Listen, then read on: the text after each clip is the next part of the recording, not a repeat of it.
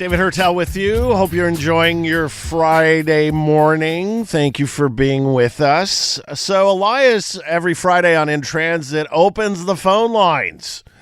So you can reach me at 514-790-0800 to tell me your gripes regarding transit. And if you have some kudos, those are rare, but sometimes it happens. You know, you have a shout out to, some great STM bus driver that did an amazing thing. Sometimes, there's some good news stories, and we really need those these days.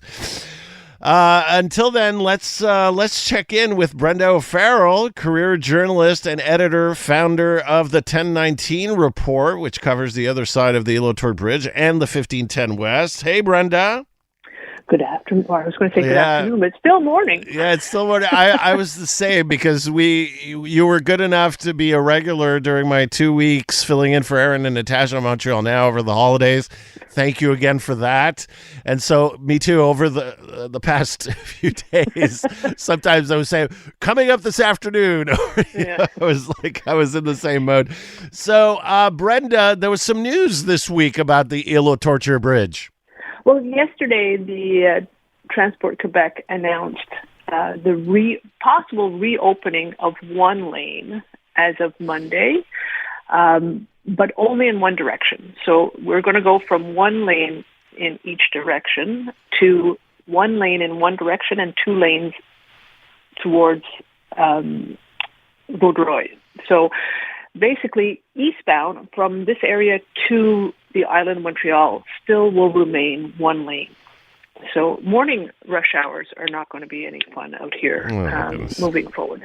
And I think part of, keeping with your theme of gripes, yes, this is a small improvement, but it is not what was promised. What was promised was it would return to 3 lanes, but what they call the dynamic management of it, so that there would always be 2 lanes open in the direction of traffic or of rush hour traffic.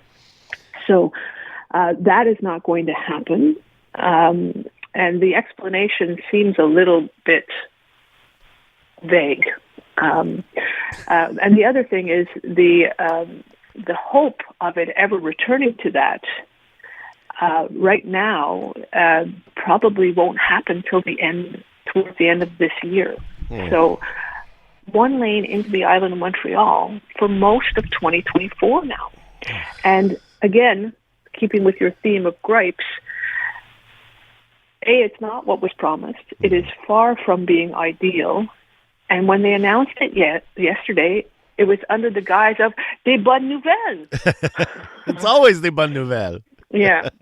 So that adds a little smack to the whole thing. I still remember Geneviève Guilbeault. It's a great day. Yeah. It's a great day when she made that announcement in December. That's like standing next to a hurricane victim who's just seen their roof ripped off their house, saying, well, at least the foundation is still there.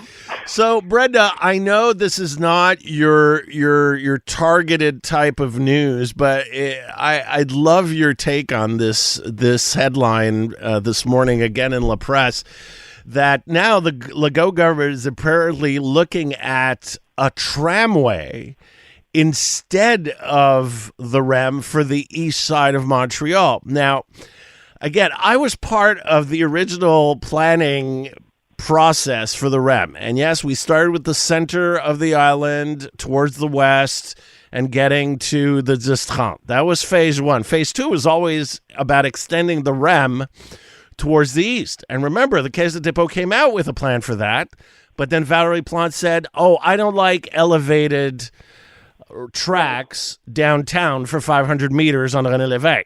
So she killed that. Now we got a second REM project, $36 billion. Legault and Guilbeault said no. Now we're looking at a tramway. And to add to that, following Dan Gardner, who just wrote a book about why mega projects fail, titled How Big Things Get Done. Now, not only is it not a REM project, but now it's going to be a tramway for $12 billion, and we still don't have an urban plan for the east side of Montreal. Your thoughts. No one is paying attention to the big picture. None. Nobody. And it's shocking how the same mistake gets repeated time and time again, to the point where you have to ask yourself, is it intentional? And because you can't repeat the same mistake over and over without being intentional. You're supposed to learn from your mistakes. Mm-hmm. And again, there is no global context here, or big picture context, in the sense that how do you sell this to, and first of all, the whole concept of a tramway, elicits sort of images that we're turning it into Disney World, where everything is going to be zipping around, which is, maybe not the right no, not at all. Using, so even Valerie Plante yesterday, Brenda, said, well, problem with tramways is that they're slow. She said that yesterday. Well, regardless of whether they're slow, again, there's a tone deafness to even all these comments from Plante. Mm-hmm. Look at the entire island. Where is service okay? Where is service inadequate? And how do you improve the inadequate parts before you start adding tramways here and there because you don't like the look of something else? Exactly. And here's the thing. What is the people who are paying for public transit now is the residents of the CMM. Mm. The CMM is this invented level of government that has been imposed. Nobody votes for a CMM representative directly, but it includes pretty much half the population of the province now. Yeah, it's 82 municipalities, and it's presided by the mayor of the city of Montreal. Exactly. Yeah. And, again, they're in those 82 municipalities.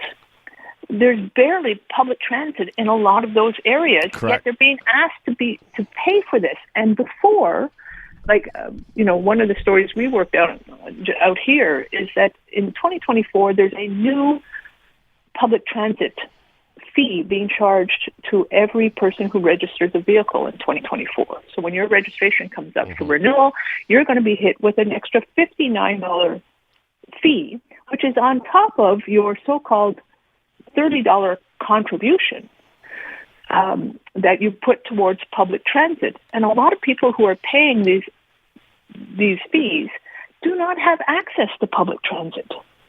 So don't keep coming to them and say you have to pay more because the CMM is dictating it, when they have absolutely no service being provided in lieu of. And the other thing that the CMM has done is that all these contributions and fees were supposed to be putting towards the improvement of services.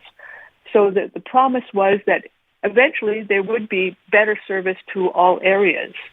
Now they've switched it, and they're putting it towards the operating cost to cover the deficits of the existing services. That's a whole different kettle of fish. A lot of fish to get to.